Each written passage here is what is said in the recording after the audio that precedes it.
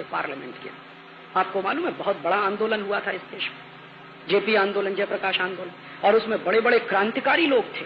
ऐसे ऐसे क्रांतिकारी लोग थे जो बड़ौदा डायनामाइट केस के अपराधी थे और इस देश के नौजवानों में सुरसुरी पैदा करते थे। जैसे ही पार्लियामेंट के अंदर घुसे उनकी सारी तेजस्विता नष्ट हो गई। आज वो किसी काम के नहीं, सिवाय इसके कि इस पार्टी का पल्ला पकड़ो या उस पार्टी का पल्ला पकड़ो।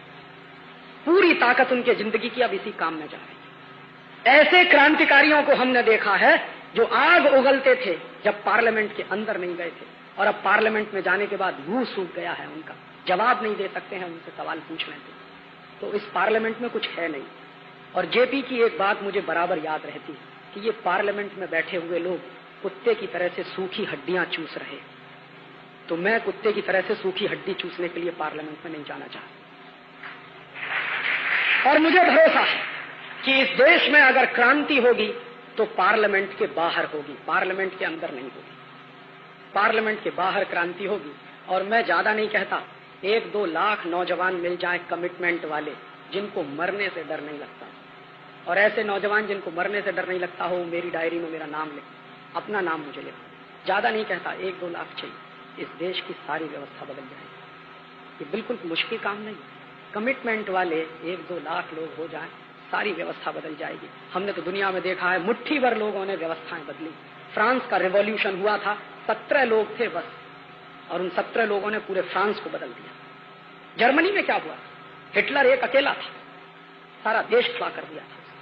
कहीं भी देखिए दुनिया में कुछ कमिटमेंट वाले लोग, शर्त एक ही है, जिनको मरने से डर नहीं लगता। ऐसे कमिटमेंट वाले लोग चाहिए। ये पार्लियामेंट क्या, दुनिया की सारी व्यवस्थाएं बदल सकती है, और वो पार्लियामेंट के बाहर से होता, पार्लियामेंट के अंदर से नहीं होता। और आखिरी सवाल का जवाब एक लाइन में, जैसे कांग्रेस है, जैसे जनता दल है, जैसे सीपीएम है, जैसे सीपीआई, वैसे ही भारतीय जनता पार्टी है। उसमें और बाकी पार्टियों में मेरे हिसाब से कोई फर्क नहीं है। वो भी सत्ता की लड़ाई में वैसे ही शामिल हो गए हैं जैसे दूसरी पार्टियां वाले शामिल हैं। उनको भी अब सत्ता ही दिखाई देती है, ना आदर्श दिखाई देते हैं, ना अपनी घोषणाएं दिखाई देती हैं जो सत्ता के पहले वो करते थे। वहां पहुंच के तो भाषा ऐसी हो गई, आपने देखा है जब पार्लियामेंट में वो 13 दिन की डिबेट चल रही थी, क्या क्या समझौते करने की तैयारी हो चुकी थी एक कुर्सी के लिए। अपनी सारी आइडियोलॉजी उठा के कूड़े में फेंक दिया एक कुर्सी के लिए। ये उनके अंदर भी आ गया है, इसलिए उनमें और बाकी पार्टियों में कोई फर्क नहीं। और मैं आपसे एक निवेदन और कर दूं, आप जितने दिन पार्टियों के चक्कर में रहेंगे उतना ही अपना नुकसान करेंगे, देश का नुकसान करेंगे। इन पार्टियों का चक्कर छोड़ दीजिए, पार्टियों का चक्कर छोड़कर देश के चक्कर में पड़िए। आज इनके लिए पता है क्या हो गया, पार्टी देश से ज्यादा महत्वपूर्ण हो गई। देश नहीं है, पार्टी महत्वपूर्ण है। और उसमें क्या है, पार्टी नहीं टूटनी चाहिए, देश टूटे तो टूट जाए। सारे समझौते किसके लिए करते हैं, पार्टी नहीं टूटनी चाहिए, चाहे जितने गलत समझौते करने पड़े। सरकार नहीं जानी चाहिए, चाहे जितने गलत समझौते करने पड़े। तो अब इनके लिए भी देश महत्वपूर्ण नहीं है, समाज महत्वपूर्ण नहीं है, पार्टी महत्वपूर्ण है, सत्ता महत्वपूर्ण है। और मैं आपको बता दूं कि पार्टी कभी देश से बड़ी हो नहीं सकती। जो लोग इस भ्रमणा में है कि पार्टी देश से बड़ी हो गई है, उनको मैं कह रहा हूं कि पार्टी देश से बड़ी कभी होती नहीं, देश बड़ा होता है। ये देश रहेगा तो आप रहेंगे, ये देश नहीं रहेगा तो आप भी नहीं रहेंगे। इसलिए पार्टियों का चक्कर छोड़िए और इस पॉलिटिक्स की बात छोड़िए, अब तो क्रांति की बात करिए। जितने देर पॉलिटिक्स की बात करेंगे उतना ही ज्यादा आपको निराशा होगी, जितनी देर क्रांति की बात सोचना शुरू करेंगे उतना ही ज्यादा आशा का संचार होगा, उत्साह आएगा, उमंग पैदा हो। बस यही जवाब मुझे देना। राजीव जी, अगर आपकी इजाजत तो और भी कुछ सवाल है। क्या आपने कोई मल्टीनेशनल कंपनी मार बजाई है? हाँ है, तो हम लोग बहुत छोटे ताकत में, लेकिन कुछ 2-3 काम किए। अभी तो ताजा ताजा एक आपको सुना सकता हूँ राजस्थान का। राजस्थान में एक जिला है, उसका नाम है अलवर। अलवर जिले में एक जगह है, उसका नाम है तिजारा।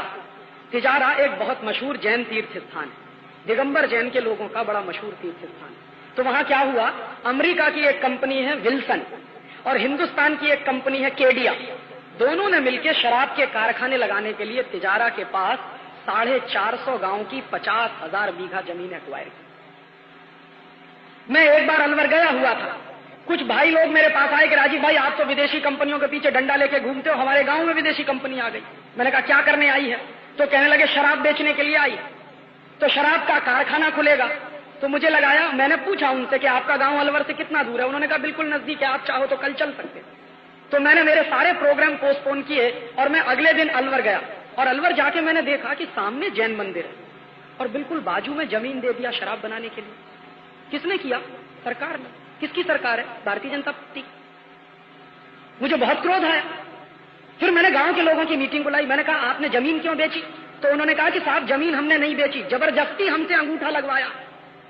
रात के 2-2 बजे 3-3 बजे कलेक्टर एसएसपी फोर्स लेके गांव में जाते थे, गांव के लोगों को धमकाते थे कि जमीन बेचो, नहीं बेचोगे तो